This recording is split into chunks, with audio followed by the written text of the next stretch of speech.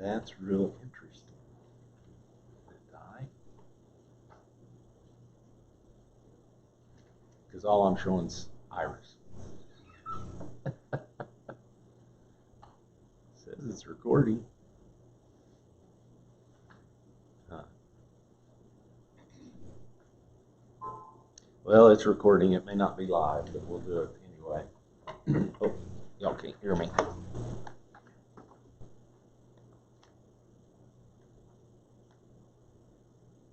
Did we skip Leviticus and? You're getting ahead of me now. Just a minute. Well, okay? I just thought we had did Exodus and now we're doing Deuteronomy. Deuteronomy. Deuteronomy. Oh, let me go turn that down.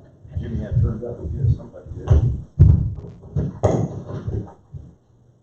Yeah, but if you look at Leviticus, Numbers, we can go back to it, but it's a lot of numbers and words.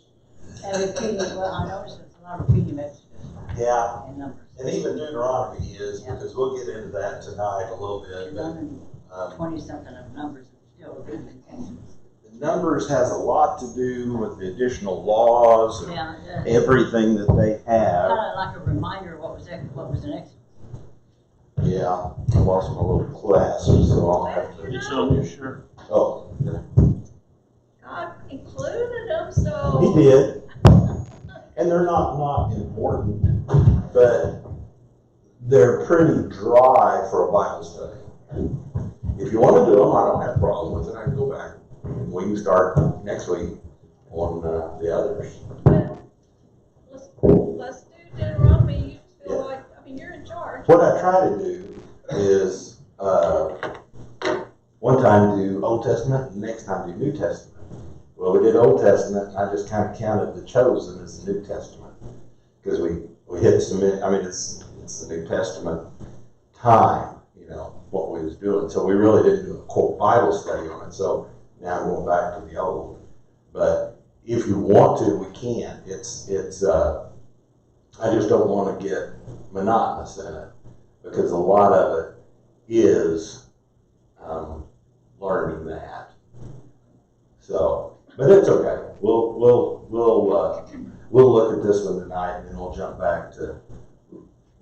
I'll look at Leviticus and Numbers because I know Well, Numbers. I mean, I just wondered. Yeah. Like I said, we did Exodus, Well, and we're now in Deuteronomy. I just we- was thinking, we- okay, did we skip some? Yeah, we jump. Even when I was doing it straight down the road, I had never really done straight down the road. I mean, we did Genesis and Exodus because those were kind of did and they went together. But when I did the New Testament, we jumped back and forth from the Gospels to the Pauline letter to Revelation.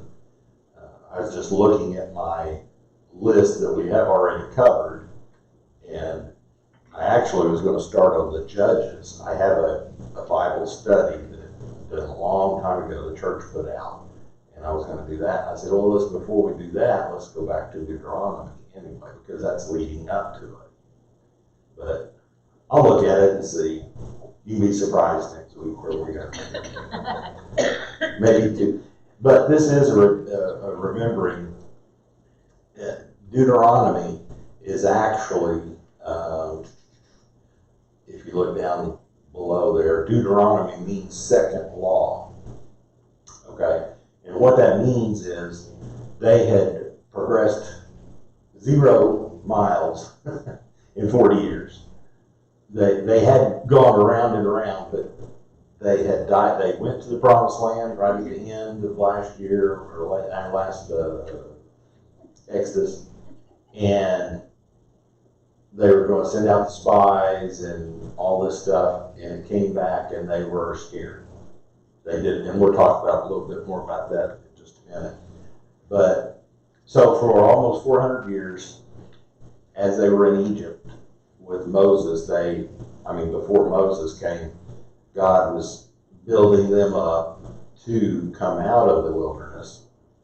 And when he led them out of the wilderness, of course, they didn't like it because it was a change. So it says, verse 1 says, "These be the words which Moses spoke unto all Israel, spake unto all Israel on this side of Jordan in the wilderness, in the plain over against the Red Sea, between Paran, Tophel, and Laban, and Hazeroth, and Dizabah." That doesn't give us a whole lot of clue if you don't have a map in front of you. Basically, they're on the east side of Jordan, looking over into the promised land.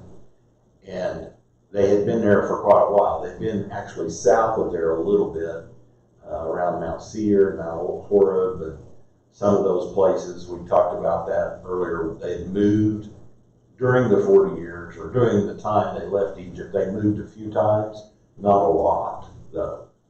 I mean, once they got out of Egypt and got into this land, and then they repelled Jesus, or repelled God, said, "No, we don't want to go in the promised land. They're too big for us," all that stuff.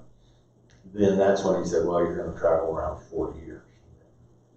And Moses was there with them, and he went around for the 40 years with them. So this is just telling them, and it's what's happened during that 40 years. What has happened? Do you remember? Or do you know? We haven't read it yet, but it was part of it. The only people that came that was still alive, that had came out of Egypt, was who? It was over 60. I mean, Caleb and Joshua. Joshua, Caleb, and Moses. That was the only three. Everybody else had died off. Because that's what the Lord said. This generation didn't want to go into it. Joshua and Caleb said, "We can take it. We can go up there." But they didn't. So God sent them around and around until all of them. So, and I don't know if it's every one of them, but almost all these are younger people now. Okay? Some of them that came out of Egypt may have been babies. Now they're 40 years old. But they probably had some born on the way. They had some born on the way. They had, some was 1 and 2 years old that didn't understand what was going on. So all these people that had came, they may not have been aware of what had happened in that first year of travel of Moses and the people. Okay? So they were on that threshold getting ready to go into the promised land, and Moses knew that he wasn't going to make it. He had already spoken. By skipping a little bit of this numbers, we missed a little bit of this, but it's going to hit it tonight. Numbers 20 and 1 through 13, Moses was disobedient. Instead of speaking to the rock, what did he do? He smote it. He hit the rock again. The first time God told him to do it, he did it, and it worked okay. And then Moses got to kind of let his anger get the best of him, and he hit the rock again. And so he's a little downhearted when he's telling them this, because he knows he's not going to be able to get to go over to the promised land. I mean, he may have been. We don't know for sure, but he was passionate. He wanted to make sure this new generation of people knew what it was to obey the law of God. And if they didn't obey, what would happen? There were several things. So Deuteronomy is a book of reminding and a book of preparation before they go into this. Like a rehash. It is. It's a rehash of all those 40 years. Okay, go back 40 years from today. What was you doing? I can't remember hardly what was going on yesterday, let alone 40 years ago. 24 years old. I just out of school up in Wichita, Kansas. That's about all I can remember. So, 2 Peter 1 and 2 says, "I will not be negligent to remind you always of these things, though you know and are established in the present truth." That's what Moses was doing. And that's what Peter was doing when he wrote his book. He's reestablishing in their minds what's going on. So Moses spoke to all of Israel in the wilderness, and we can look. It's pretty interesting. They bring out Deuteronomy is a book of notes. it's a book to be noted. In the New Testament, there's only like 3 or 4 books that's talked about a lot. Psalms, the Jesus and all the apostles, they refer back to Psalms a lot. They refer back to Isaiah, and they refer back to Deuteronomy. Okay? So, Jesus did this too. Well, all the prophets, this is all they had. It's all they had up to this time. And even to a certain extent, they had the prophets, but they were just given messages that God had given them. Right. When they talked about the law, even in the New Testament. Yeah. Yeah. It says, when tempted by Satan to tempt, well, let me go back up. Deuteronomy was a precious book to Jesus. He used it to prepare himself to be used of God. When tempted by Satan to use his divine power to turn stone into bread, what did he say? Deuteronomy 8:3, man shall not live by bread alone, but man lives by every word that proceeds from the mouth of the Lord. Second time he tempted him. It says, Jesus answered Satan, Deuteronomy 6:16, you shall not tempt the Lord your God. And the last time, it's when he takes him up on the high mountain, and he tells him, you shall fear the Lord the God and save and serve him. He's trying to tell him, each time when he was going back, he used those verses that was in Deuteronomy that is part of the discussion of the 10 Commandments. And what goes on from the 10 Commandments into the New Testament? What our pastor's been preaching for the last 3 weeks, the Sermon on the Mount. He goes back and tells them about that. I mean, it's not telling him, but it's all related back to that. What God says, love the Lord thy God with all thy heart, soul, and mind, he means it. When he says, don't hate your neighbor, he means it. Don't kill, don't murder, he means it. No matter what time it is, and that's what the problem is today, the situational ethics. People want to change because, that's not, Bible's not relevant for today. Okay, let's go to 2 and 4. It says, there are 11 days' journey from Horeb by the way of Mount Seir unto Kadesh Barnea. And it came to pass the 40th year, in the 11th month of the first day, that Moses spake unto the children of Israel according to all unto the Lord had given him as commandment unto them, after he had slain Sihon, king of the Amorites, which dwelt in Heshbon, and Og, the king of Bashan, which dwelt at Ashtaroth and Edrei. So, if you go back and look, Kadesh Barnea is mentioned in Numbers 13 and 14, and it's a distance from, so it's 11 days journey. And Mount Seir and Horeb is kind of right in the middle of that sign, between the Red Sea and up toward Palestine, towards the Dead Sea area. That's where it is. So it's about right in the middle, towards the bottom. And that's that journey. That's that 11-day journey. They're in the wilderness of Zin, remember, where they were talking about. It says it took another 40 years for the generation of unbelief to die off, those who were adults when Israel left Egypt. They had to wait for them to die out in the wilderness, and a generation of faith and trust in God to arise in place after them. It mentions a couple of battles that they had before they started their battles with the Canaanites, if you want to say the people of Canaan. Sihon, king of the Amorites, and Og, king of the Bashan. And you go back and read those if you want to. We're not going to talk about it a whole lot. But they were over on the east side of the Jordan, which is the land of Moab. Okay, that's where Moab.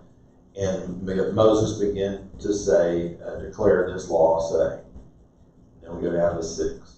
The Lord our God spake unto us in Horeb, saying, Ye have dwelt long enough in this mountain. Turn you, take your journey, go to the mount of the Amorites, and to all the places nigh thereunto, in the plain, in the hills, and in the vale, and in the south, by the seaside to the land of the Canaanites, unto Lebanon, unto the great river, the river Euphrates. Behold, I have set the land before you.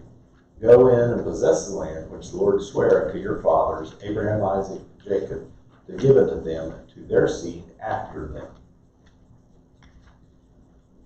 Now, if you read that, what strikes you? Does anything strike you kind of interesting when you read that? The location of what he's told them. It's just not a 10-mile wide strip of Israel that there is now. Over all the way east to the Euphrates, long ways. All the way to the sea on the west, the Mediterranean Sea, all to the north, up into Lebanon, in the north. I mean, he's given them. So when we talk about today, what God gave them, yes, Israel is back in the land, but it's a very small piece of what God had planned. Some teach that before the end times they're going to have it all back. That's right. That's right. And it very well might happen. Especially if Iran, somebody has an inkling and God destroys them, like it says, Damascus will be totally destroyed and wiped out. I mean, God will do what he's going to do. And it's been prophesied that way, so it's going to happen. But he told them, you've dwelt at this mountain long enough. They stayed there in Mount Horeb for a while, and he said, now it's time to get up and get over there. He's telling the young people, this is what happened. And I told them to go up there, go into the land. And your forefathers said, no, we don't want to do that. Verse 9 says, and I spake unto you at that time, saying, I am not able to bear you myself alone. The Lord your God hath multiplied you. Behold, ye are as this day, as the stars of heaven for multitude. The Lord God of your fathers make you 1,000 times so many more as ye are, and bless you as he hath promised you. How can I right myself alone bear your cumbrance and your burden and your strife? Take you wise men and understanding and known among your tribes, and I will make them rulers over you. And he answered me and said, the thing which thou hast spoken is good for us to do. So I took the chief of your tribes, wise men and known, and made them heads over you, captains over thousands, captains over hundreds, and captains over 50s, and captains over 10s, and officers among your tribes.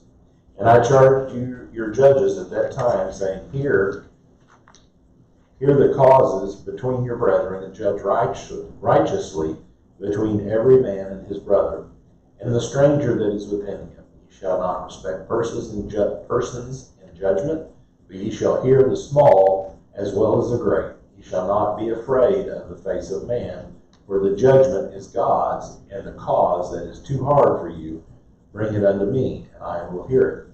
And I command you at that time all the things which ye should do. This, recall, if we go back to Exodus, this happened. If we remember, we talked about it. His father-in-law said, this is too many people for you. Okay? You need to spread it up. You're wearing yourself out. Everybody coming to you want to make these little decisions. It happened also again in Numbers 11, where the appointment of the elders is described, and some people think that's what's meant. It could be. Either way, it happened a couple of times that they went through this, and it may be a rehash. It may be, he did it the first time, he's just telling it again the second time in Numbers. It's just like in Genesis, where you take the first 3 or 4 chapters, and then that takes the next few chapters to explain the first 3 or 4 chapters. Right. And the gist of it is Moses can't do it all. As we remember, it was close to 2 million people is what we think came out of Egypt. And now he's describing even many, many more. We don't know how many more. I didn't look that up, tried to look that up, but he said, as the sand of the sea, you are many, many people. So there's no way that he could look after this all. Back in Numbers, I think it is 2, when he chose when they chose the spies to go out, it's interesting. Well, I'll that, just I'm getting ahead of myself. Don't we think since they were there 40 years, that a big majority, if not all of the ones that was originally appointed, had to die out too? Right. I mean, because none of them got to go into the promised land either. That's right, because they neglected to, they believed their fear reports that came back. That's right. Let's go on to 19. And when we departed from Moab, we went through all that great and terrible wilderness, which ye saw by the way of the mountain of the Amorites, as the Lord your God commanded us. And we came to Kadesh Barnea. And I said unto you, ye are coming to the mountain of the Amorites, which the Lord our God doth give unto us. Behold, the Lord thy God hath set the land before thee. Go up and possess it, as the Lord God of thy fathers hath said unto thee. Fear not, be discouraged. Okay? God told them, go. Go up and take the land. Okay? What did they do though? They sent spies out. God told them to go. Okay? Go on to 22. And he came near unto me, every one of you, and said, we will send men before us, and they shall search us out the land, and bring us word again by what way we must go up, and into what cities we shall come.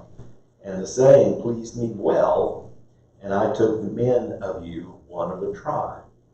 So God's purpose was, take off, boys, I've given you the land, you go get it. But the people said, no, we want to kind of scout it out here a little bit. It reminded me of when Jesus said, let's go to the other side. Yeah. And they got a little antsy there for them. Yeah, it did. It did. Said he's looking back, Moses is looking back with regret because he agreed to this. He said, okay, that sounds like a good idea to me. Says the saying pleased me well. But somehow in there,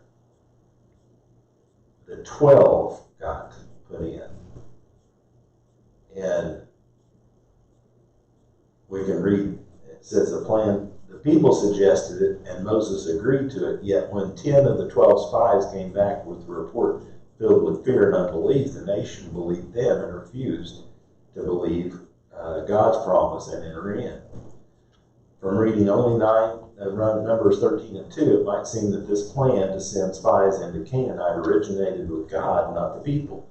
But if you look carefully, it dealt mainly with the number of spies to send and how they should be chosen. So God, if you go back to Numbers and look, God told them to send 12 spies. Because what if they just sent those 10? God said, send one of every tribe. And because they did that, they got Joshua and Caleb in there. And they were the ones that brought back. So if it was a no-go, totally no-go, 10 of them didn't want it. So it indicates that it started with the people and was approved by Moses, and God let them do it. And because of that, then they had to go 40 years in the wilderness, because they didn't do, God told them to go take the land. He didn't say wait around, go send out spies, anything like that. Verse 24, and they turned and went up into the mountain and came into the valley of Eshcol and searched it out. And they took of the fruit of the land in their hands and brought it down unto us and brought us word again and said, it is a good land which the Lord our God hath given us. So they came back. Remember, they had brought back grapes and all these fruit that they had. But they said, man, the people that's in the land is just like giants. We are not going to be able to take care of them. We'll not be able to take them. Verse 26 said, notwithstanding, you would not go up, but rebelled against the commandment of the Lord your God. And you murmured in your tents and said, because the Lord hated us, he hath brought us forth out of the land of Egypt to deliver us into the hand of the Amorites, to destroy us. Whither shall we go up? Our brethren have discovered our hearts, saying, the people is greater and taller than we. The cities are great, walled up to heaven, and moreover we have seen the sons of Anakim there. Then I said unto you, dread not, neither be afraid of them. the Lord your God, which goeth before you. He shall fight for you, according to all that he did for you in Egypt before your eyes, and in the wilderness, where thou hast seen how that the Lord thy God bare thee, as a man doth bear his son. In all the way that ye went, until ye came into this place, yet in this thing ye did not believe the Lord your God, who went in the way before you to search you out a place to pitch your tents in fire by night, to show you about what way you should go, and a cloud by day. So even though God was upset with them, that cloud and that fire stayed with them for 40 years. It went around and protected them, so to say. And that does not mean that they didn't have skirmishes that they lost. You go back and read all the, as you go through and do, as we go through Deuteronomy and read Judges and those, they didn't win some battles because typically they wouldn't follow what God wanted them to do. God told them to do one thing and they went in their own manner. So if they're not going to follow God, what are you going to do? It says, they were not persuaded of the love of God, and they found it hard to trust a God they did not believe loved them. Christians today also need to be persuaded of the love of God. Many believers are hindered in their walk with God because they are not genuinely persuaded of the love of God for them. They should ask, what would it take to finally convince me that God really loves me? We don't wait for God to give us everything we want before we love Him. That is a selfish demand of a short-sighted child, like the child who thinks mommy doesn't love me because he can't have all the candy he wants. God wants the best for us. He loves us, but He wants us to follow what He wants us to do. He wants to have His way, and sometimes it don't feel good. It hurts a little bit. It goes against what we think should be, the right way. Well, we've the last 15, 20 years, we've heard these guys, the gospel of health, wealth, prosperity. And God said, I want you to do good, okay? Sure.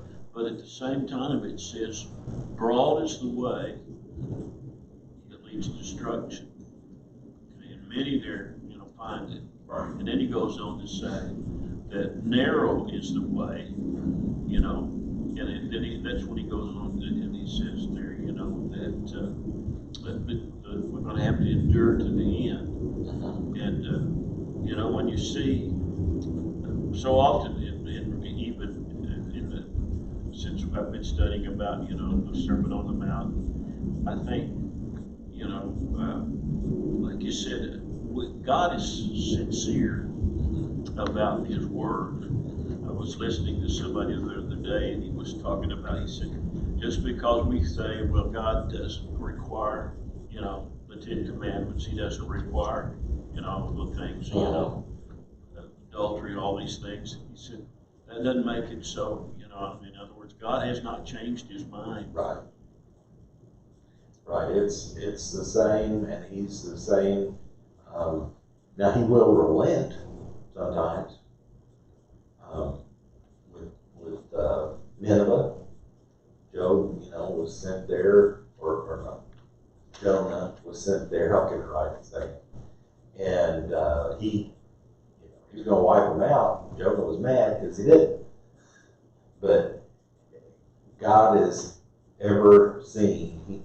That's why He was sending Jonah in the first place, to try to convince them. And He's not surprised when they did change. Or is He surprised by the people that He led out in the wilderness and they didn't do what He wanted? He wasn't surprised by that. Doesn't like it. But that would be, for us, when we try to comprehend something like that I know what's going to happen beforehand, and I just, sometimes you can do that with your kid. You say, I don't think I'd do that if I was you. It's kind of know what's going to happen if you do. But they go ahead and do it anyway. And and they have to find it, stick your finger in that light socket or whatever. They do it, I mean. When I had the wreck, Mhm. well, the front windshield and stuff on that pickup was still there. Okay, so John and Amber, they lived out by Amen at the time, so that's where they took the truck. And the front windshield was about the only window that wasn't broke. So Cody came by and picked up a rock. He was going to break that windshield, and then Hunter said, I wouldn't do that if I was you. Mhm. Well, then he didn't tell me though that Cody went in through the rock and then he helped him finish. Yeah, So if we're uncareful sometimes. they all got in trouble,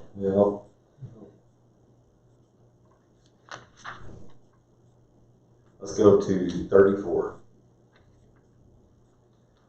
And the Lord heard the voice of the words, and was wroth, and sware, saying, Surely there shall not one of these men of this evil generation see that good land which I swear to give unto your fathers, save Caleb the son of Jephunneh.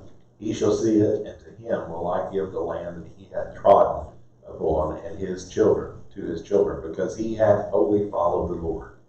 Also the Lord was angry with me for your sakes, saying, Thou also shalt not go in thither. That's Moses. But Joshua the son of Nun, which standeth before thee, he shall go in thither. Encourage him, for he shall cause Israel to inherit it. Moreover, your little ones, which ye said should be a prey, and your children, which in that day had no knowledge between good and evil, they shall go in thither, and unto them will I give it, and they shall possess it. But as for you, turn you and take your journey into the wilderness by the way of the sea, Red Sea. So in response to that, God spoke an oath to them that the adult generation which came out of Egypt was not going to inherit the promised land, but they would die in the wilderness instead. The only exceptions, and it doesn't mention Caleb here, but you go back to Numbers 14, 6, and 10. We might skip Leviticus, but we might go to Numbers. Numbers has got a lot in it, but Leviticus is more Levitical, if you want to say that way. But they were the two faithful among the 12 spies, which came back with the report of the promised land. Even Moses himself would not enter the promised land, though this was not specifically said in Numbers 14. It came later in Numbers 20. It could be inferred then, because Moses was not among the exceptions named, only Joshua and Caleb. And I think it's pretty clear that he was part of it, because he said named, basically. Moses was the lawgiver, the great lawgiver, and represented relationship with God through the law. This could give a person a wilderness kind of relationship with God, but could never bring them into the promised land kind of relationship with God. Only Joshua could do that. And the Hebrew name Joshua corresponds with what? Yeshua. Jesus. It's the same name in the Hebrew. Yeshua. Only Jesus could bring into a promised land a relationship with God. So Joshua led the people in, and because Moses had killed somebody, early on, and because he had done all these things, didn't follow God the way he was supposed to, and Joshua God was making a point to the people that not even Moses is going to go into the promised land. He's done his job. I mean, he's 120 years old. By the end of Deuteronomy, he's going to be, taken out or gone on. So, but the little ones, your little ones and your children who say they will be victims, they didn't know all this, and that's what he's trying to say. And that's kind of a foreshadowing a little bit about salvation. About little kids, when we talk about, what's going to happen when little kids die. Well, up until a certain age, they don't know any different. They until they reach that knowledge, what we call the age of accountability, and it's really not a specific time. In the Hebrew, it was a boy turns 13, he became a full man. But that's just a guideline somewhere. So those kids, up until that particular time, they were held unaccountable because they were just following what their parents, you know, whatever mom and dad said they would that. And then in 41, then he answered and said to them, then ye answered and said unto me, Moses talking here, we have sinned against the Lord, we will go up and fight according to all the land that the Lord our God commanded us.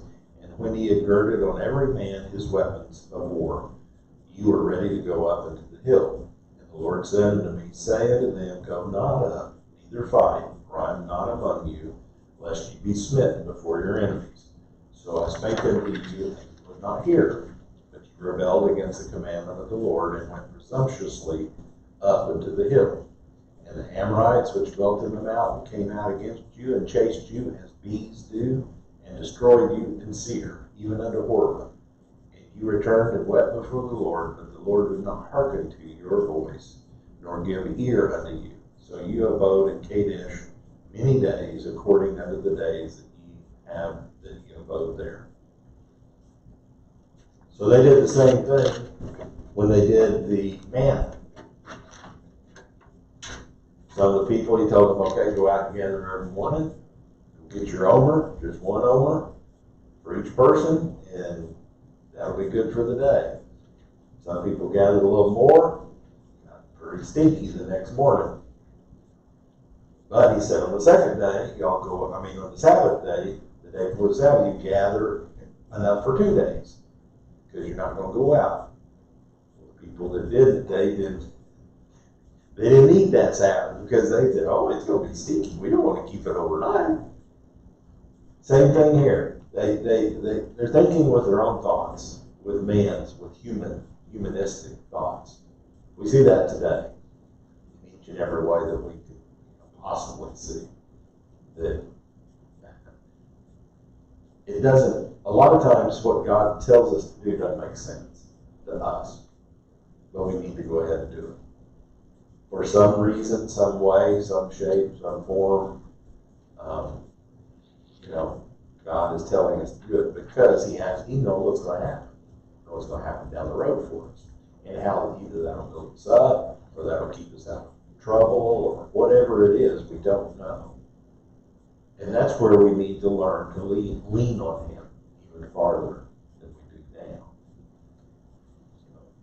Dennis Prager, I don't know if you he made mention, he's a Jew, Jewish, and he made mention, he wrote a book, I forget it, about the first 5 books of the law. And he made mention that he didn't say it exactly this, that set the foundation for the rest of the whole Bible. Yeah.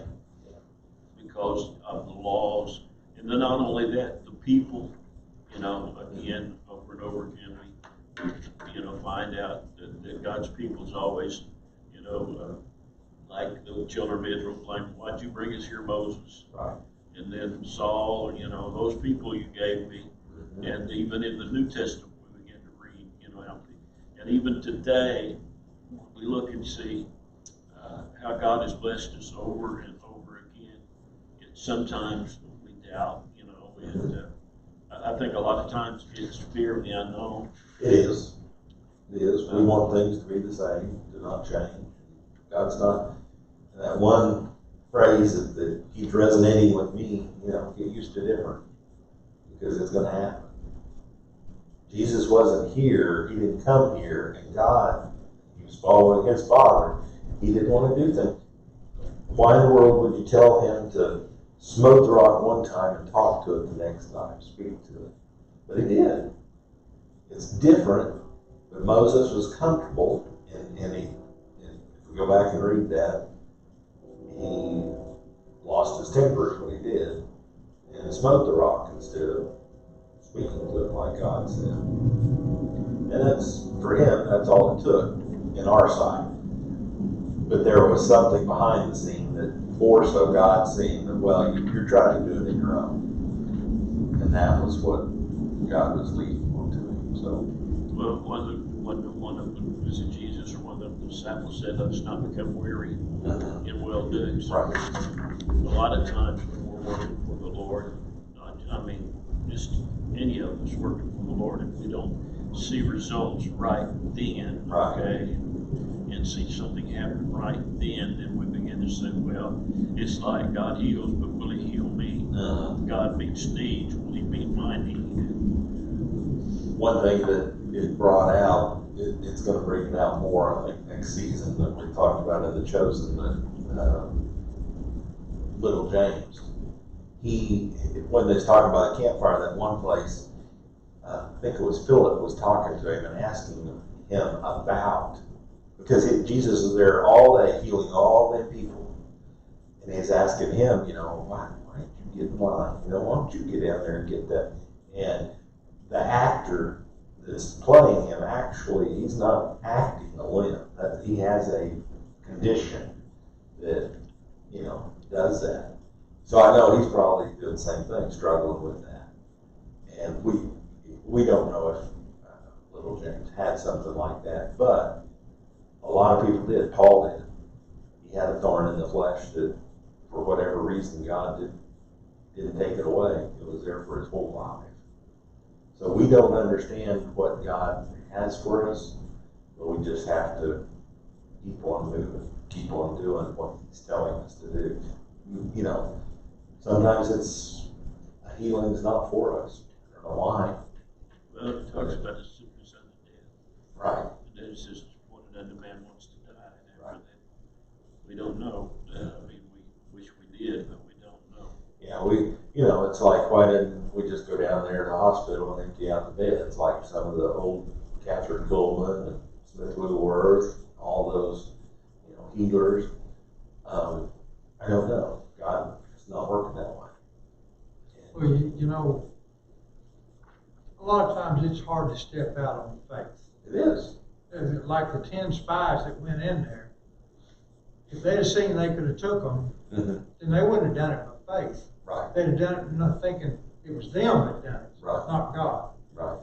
So, we've got to look at that in our lives today. It's not always easy to step out on faith. We question, was that really what you meant for me, Lord? Yeah.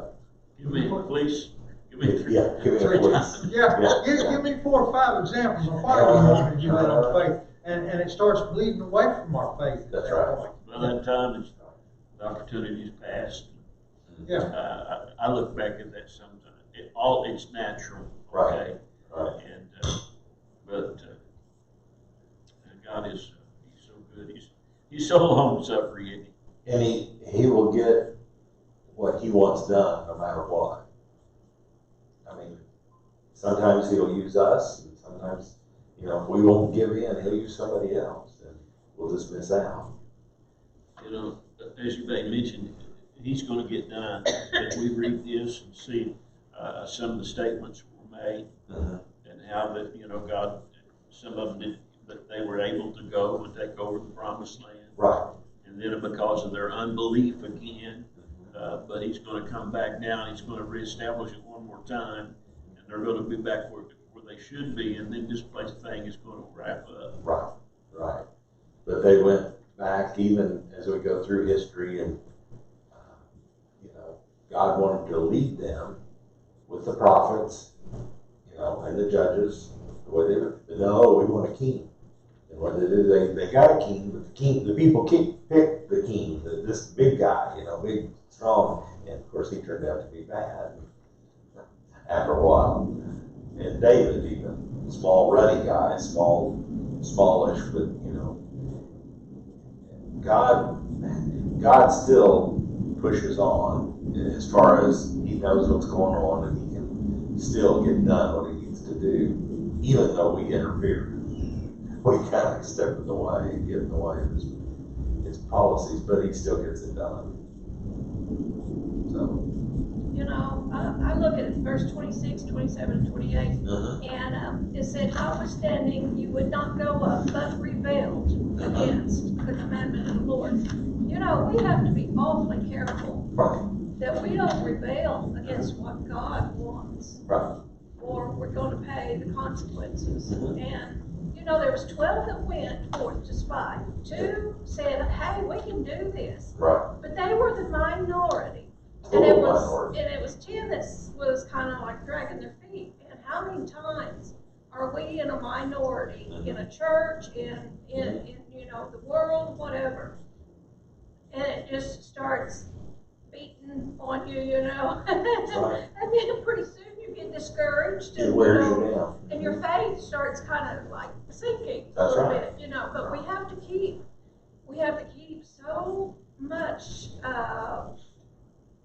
in us that we'll have enough to carry us to doing what God said do. That's right. That's right. So they all paid pretty much except, you know, Joshua and Caleb for that. Right. Well, they still all paid. It was Yeah. 40 years. They could have been enjoying the fruits for 40 years. Yes. And they didn't. Well, just, it mentioned here, they said they looked at the people as greater and taller than we. And they began to live in their cities or great walled cities. Then I thought about Peter, you know, Jesus has come to me. He stepped out of the boat and he started, but then he got his eyes off of Jesus. That's right. And as you may mention here, we have to keep our eyes on Jesus, keep our eyes up on what God is calling us to do. Right. And we may not see everything. Many years ago, I read an article about a Jewish family, and the family lived here, a young Jewish family, and one of the children got saved, and he accepted Christ. And then a little later, some of the other family, and eventually the whole family got saved because of, and then they said, man, it's just happened, you know, this just happened. And finally they had an old uncle that they knew. He said, no, I've been praying for this for over 50 years. Yeah. You know, and none of us want to think that we've got to wait 50 years. Right.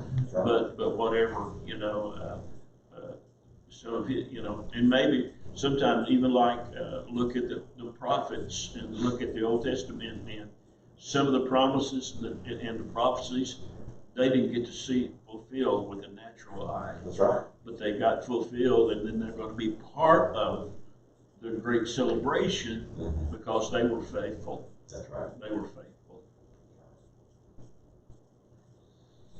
All right. Appreciate everybody coming out. Thank you. Continue on next week. I'm trying to think. Look on the calendar. I have tomatoes. Would you like some? Oh. No. It's up to you. No. I've got more than we can eat. November is Thank the you. Yeah. 5th Wednesday, so. But the salad tastes pretty good. Guys, I'm broke tomatoes.